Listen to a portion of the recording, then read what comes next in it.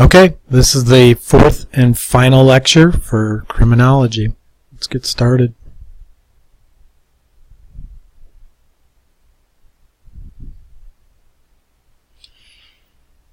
Okay, here's where things get kind of real, moving from theory to practice. In all fairness, actually that's not true. I've argued in this class that we cannot have a sane, comprehensive, or effective criminal justice system without theory. So I shouldn't talk as if we're going to set theory aside and talk about the real business of running a criminal justice system.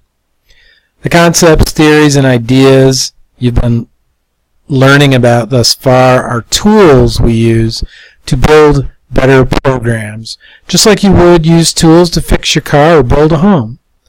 And this class serves as a guide for how to use those tools. This class also sheds light on what's broken and in need of repair. I have contended in this class, with a good deal of research and evidence behind me, that America's criminal justice system is broken and in need of repair.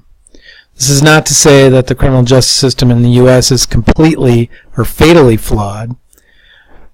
In fact, we could have spent several weeks talking about what programs and policies have been effective over the years and which deserve accolades. But our task isn't merely to learn about the pros and cons of the current criminal justice system as it stands today. Our task is to critically evaluate certain aspects of the criminal justice system and to consider alternative programs and policies that have been shown through solid scholarship and research to be more promising than business as usual, and to understand them in light of criminological theories that have stood the test of time as we construct our own innovative criminal justice programs in this class.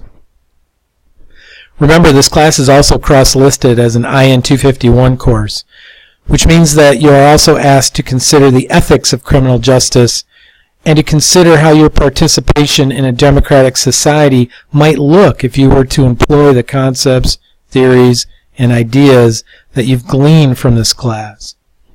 It means you need to demonstrate that you are able to think beyond the boundaries of just your personal or work experience, biased news sources, or your favorite crime drama, and comprehend how decades of scholarship and research in the field can be integrated into your new understanding of our criminal justice system, its promises and flaws. Don't believe everything you think. It's one of my favorite quotes, although I have no idea who first said it, because it speaks to thinking critically, which includes critical examination of your own pre-existing beliefs, values, and attitudes. If you get nothing else out of this class, I hope it's a greater appreciation for what you do not know as you enter the field of criminal justice, where so many professionals in the field think they understand the complex array of social and political forces that determine what we call criminality, but where their beliefs about it are lacking any solid grounding in criminological theory and research. Any critical observer of any aspect of the criminal justice system, from policing to the prison system, can ascertain its structural weaknesses and offer wiser approaches to more effectively deal with crime. It should be pointed out that the current state of our criminal justice system is not totally dismal either. The criminal justice system is currently in the state of overhaul and reform for the better, at least in some areas if you ask me. Look at how wiser we're getting when it comes to drug laws in America, particularly marijuana.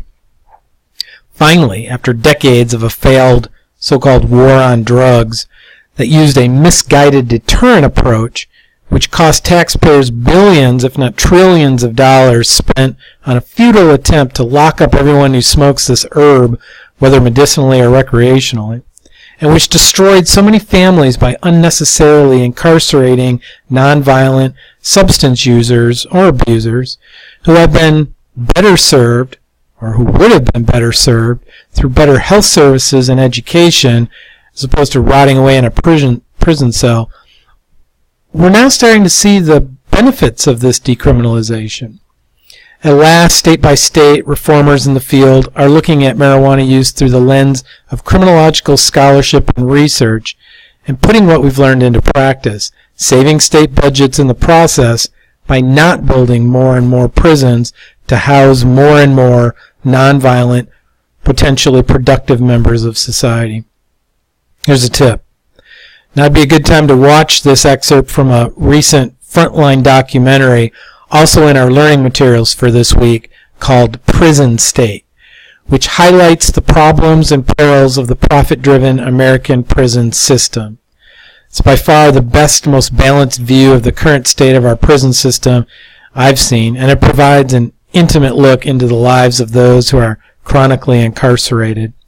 You can watch the full streaming video from PBS, along with another good one called Solitary Nation, and you can link to that on our transcript of this lecture. Or you can download my excerpts, which are about 30-minute clip versions, highlights of these documentaries, on our download page, also linked on this transcript. Definitely watch this one, whatever you do. Spoiler alert. The U.S., just 5% of the global population, now incarcerates 25% of all the world's prisoners, all Americans. That's right. America locks up 1 in 4 prisoners in the world, and we're only 5% of the population of the planet. We now lock up more people and a greater percentage of our citizens than any other country in the world, including Russia, China, and North Korea. Home of the free, right? If this documentary doesn't give you pause and spark critical reflections on the ethics of our prison system and the dire need for reform, then you are officially brain dead.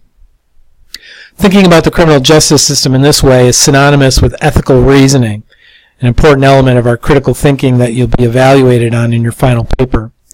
Here you're asked to make an argument, either for or against some aspect of the criminal justice system, its programs and or its policies. In doing so, you should employ a clear, concise, and coherent reasoning based on your newfound understanding of crime and the criminal justice system, drawing from the evidence, theories, and scholarly research that you've been exposed to in this class. Here's another tip. Check out the syllabus where it talks about how to make an ethical argument. It's on the last few pages of the printed syllabus, to make sure you get full credit on this portion of your final paper.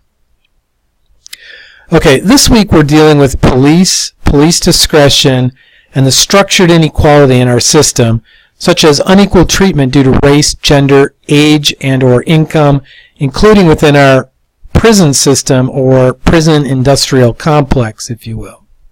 These inequalities are begging for you to develop your own critical stance in a well-formed, clear, coherent, and concise argument. For example, how would you respond to the following questions? Are African Americans treated unfairly compared to whites by police, judges, and courts? If men commit over 90% of all violent crime in America, why should women have to pay as much in taxes for policing or prisons to deal with these violent offenders? What if the purpose of locking up, or what is the purpose of locking up an 85-year-old man for the non-violent offense of growing weed? Should prostitution be legalized in America?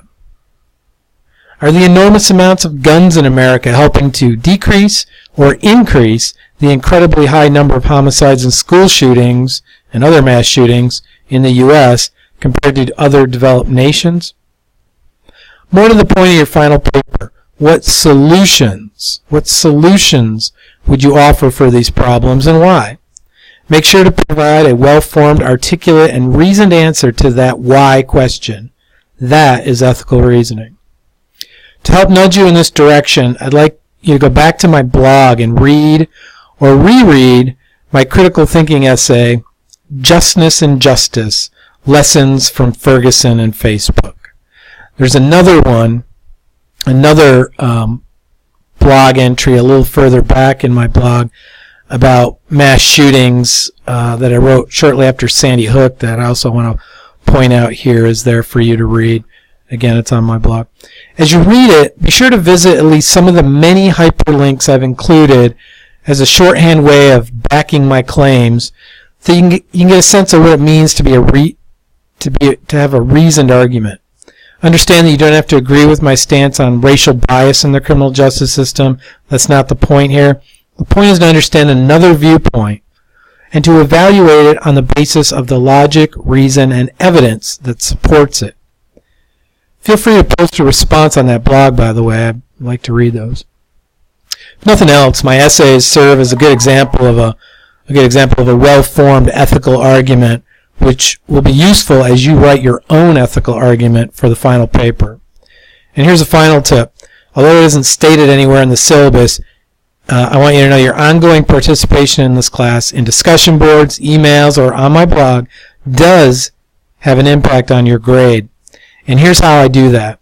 When I go to enter your final grade in this class, and if you're within 1 to 3 percentage points of the next highest grade, I will bump you up, if and only if you've participated in these extra ways beyond just the required post. Finally, for this week, it's time to get acquainted with the principle and practice of restorative justice. To do this, you need to revisit our textbook, Chapter 9, and read the section on restorative justice.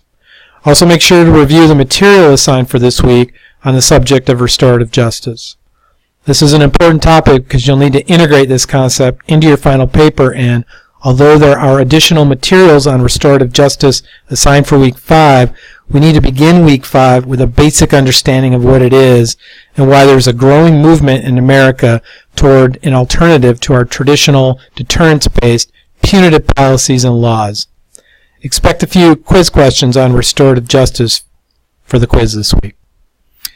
That ends the video lecture for this week. I will see you later in the course.